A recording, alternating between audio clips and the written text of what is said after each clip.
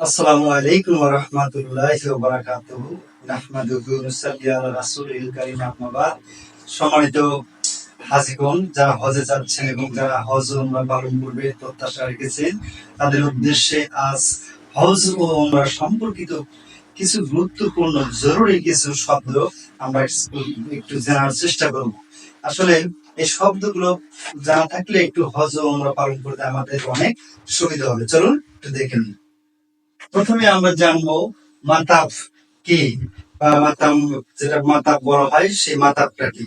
মাতাফ হচ্ছে কাবা শরীফের চতুর্দিকে তাওয়াফের স্থানটাকে বলা হয় মাতাফ। তাহলে মাতাফ। 2 নাম্বার হলো তাওয়াফ কি। তাওয়াফ শব্দের অর্থ হচ্ছে প্রদক্ষিণ করা, চতুর্দিকে ঘোরা। তাওয়াফ শব্দের অর্থ কাবা শরীফ, কাবা ঘরের চারদিকে ঘোরাকে তাওয়াফ বলা হয়। আমরা একটু সংক্ষিপ্ত ভাবে শিখতেছি, কারণ সময় বেশি আমরা নেব না। সাই শব্দের অর্থ কি। সাই শব্দের অর্থ হচ্ছে দৌড়ানো, জলচে প্রদক্ষিণ করা বা হাঁটা, সাই। আমরা এখন দেখবো হচ্ছে রমি শব্দের অর্থ কি। রমি শব্দের অর্থ হচ্ছে ছুঁড়ে মারা অথবা কঙ্কর নিক্ষেপ করা, পাথর নিক্ষেপ করা, বিশেষ করে জামারকে, শয়তানকে পাথর নিক্ষেপ করা। এরপর হচ্ছে রমণ কি। রমণ শব্দের অর্থ হচ্ছে বীর দর্পে বুক ফুলিয়ে, কাঁধ দুলিয়ে, জোরে জোরে দ্রুত বেগে দৌড়ানো বা দ্রুত বেগে হাঁটা। কাবা ঘর তাওয়াফ করার সময় এই রমণটা করতে হয়। এর পিছনে হিস্ট্রি রয়েছে। রাসূল সাল্লাল্লাহু আলাইহি সাল্লাম এবং ওনার সাহাবারা যখন তাওয়াফ করতেছিল, মুশরিকরা দেখে হাসিতেছিল, তখন রাসূল সাল্লাল্লাহু আলাইহি সাল্লাম সবাইকে নির্দেশ দিলেন, তোমরা বুক রমণ করো, অর্থাৎ বুক ফুলিয়ে, কাঁধ দুলিয়ে, জোরে জোরে প্রদক্ষিণ করা, পা ফেলা। হলক কি। হলক শব্দের অর্থ হচ্ছে মাথা মুন্ডন করা, মাথা নেড়ে করা।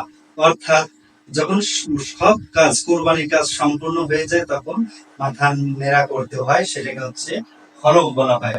এটা হলো পুরুষদের ক্ষেত্রে, হলকটা শুধুমাত্র পুরুষদের ক্ষেত্রে। আর কসর অর্থ হলো ছোট করা। কসর অর্থ ছোট করা, মেয়েদের চুল 1 ইঞ্চি অথবা 2 ইঞ্চি ছোট করা, সেটা হচ্ছে কসর। কসর কাদের জন্য? কসর হচ্ছে মেয়েদের জন্য। তাহলে কসর আমরা শিখলাম, হলক শিখলাম। এখন আমরা দেখবো জিনায়েত কি। জিনায়েত শব্দের অর্থ হলো হজের ত্রুটি বিচ্যুতি। যে ছোট ছোট বড় বড় ত্রুটি বিচ্যুতি আছে হজের, সেই ত্রুটি বিচ্যুতিকে একত্রে বলা হয় জিনায়েত। ডং কি। ডং শব্দটা আমরা বেশি পরিচিত, ভূমিকাটা একটু কম পরিচিত। ডং শব্দের অর্থ হচ্ছিল জরিমানা দেওয়া, একটা ভেড়া বা একটা দুম্বা কোরবানি করা। এটা হজের ছোট ছোট ত্রুটি বিচ্যুতির কারণে দম দিতে হয়। আর বুদনা হচ্ছে, বুদনা কাফারা স্বরূপ একটা গরু অথবা একটা উট কোরবানি দিতে হয়। কখন কখন বুদনা, মানে এই একটা উট অথবা একটা গরু কোরবানি দিতে হয়, বিশেষ করে যদি জানাবাত বা ফরজ গোসলের জন্য। আর হচ্ছে উকুফে আরাফাতের পরে, মাথা মুন্ডনের পূর্বে। উকুফে আরাফাতের পরে মাথা মুন্ডনের পূর্বে স্ত্রী সহবাস করলে এই বুদনা, অর্থাৎ একটা গরু অথবা একটা উট কাফারা স্বরূপ কোরবানি দিতে হয়। এখন আমরা শিখবো ইহরাম কি। ইহরাম এটা সবচেয়ে পরিচিত শব্দ, গুরুত্বপূর্ণ শব্দ। ইহরাম হচ্ছে হলো হজের নিয়ত করা, হজ অথবা উমরার উদ্দেশ্যে যে নিয়ত করা, সেটা হচ্ছে ইহরাম। ইহরাম শব্দের অর্থ হারাম বা নিষিদ্ধ। ইহরাম হলো হজের আনুষ্ঠানিক নিয়ম।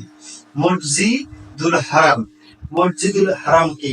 কাবা ঘরের চতুর্দিকে যে গোলাকার মসজিদ রয়েছে, তাকে বলা হয় মসজিদুল হারাম, সম্মানিত মসজিদ। এরপরে আমরা দেখবো হচ্ছে ফিতরা কি। ফিতরা অর্থ হচ্ছে স্থানান্তর। ক্ষেত্র কি, স্থানান্তর।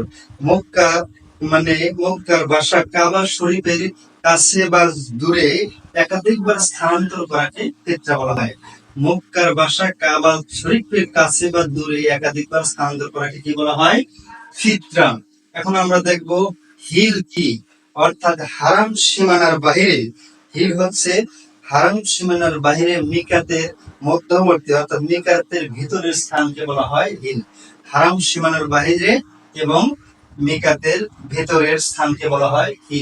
ইস্তিবা। কি ইস্তিবা? এই রমণের সাথে হচ্ছে জড়িত ইস্তিবা, অর্থাৎ ইহরামের কাপড় বাঁধা, ডান কাঁধ ফাঁকা রেখে ডান বগলের তলদেশ থেকে কাপড়, ইহরামের কাপড় নিয়ে এসে বাম কাঁধ পর্যন্ত ঝুলে দেওয়াকে বলা হয় ইস্তিবা। আবার বলছি, ইহরামের কাপড় ডান বগলের তলদেশ থেকে নিয়ে পেঁচিয়ে বাম কাঁধের উপরে দেওয়াকে বলা হয় ইস্তিবা। এখন আমরা দেখবো মাস কি। মাস শব্দের মাসা হচ্ছে সাফা ও মারওয়া পাহাড়ের মধ্যবর্তী স্থানকে বলা হয় মাস আ। মাস আ। আর মিলাইনে আকদারাইন কি? মিলাইনে আকদারাইন হচ্ছিল অর্থাৎ সাফা থেকে মারওয়া পাহাড়ের দিকে 50 গজ দূরে 40 হাত সবুজ বেষ্টনী রয়েছে, সেই স্থানটাকে বলা হয় মিলাইনে আকদারাইন। এখন খুব গুরুত্বপূর্ণ একটা জিনিস হচ্ছে জামারা। জামারা মোট তিনটা জমরাকে একত্রে বলা হয় জামারা। জামারা অর্থ হচ্ছে শয়তান, ছোট শয়তান, মেজ শয়তান, বড় শয়তান। তাহলে জমরায়ে এখানে আমরা বলবো জমরায়ে উলা। জমরায়ে উলা অর্থ হচ্ছে ছোট শয়তান, আর জমরায়ে উস্তা হলো মেজ শয়তান, জমরায়ে আকাবা বড় শয়তান। আবার বলছি, জমরায়ে উলা ছোট শয়তান, জমরায়ে উস্তা এটা হচ্ছে মেজ শয়তান, আর জমরায়ে আকাবা এটা হচ্ছে বড় শয়তান। এই হলো জামারা। এখন আমরা দেখবো মুজদালিফা। মুজদালিফা একটা স্থানের নাম। এখানে হযরত আদম আলাইহিস সালাম এবং হযরত হাওয়া আলাইহিস সালাম প্রথম রাত্রি যাপন করেন এই জায়গাটাতে।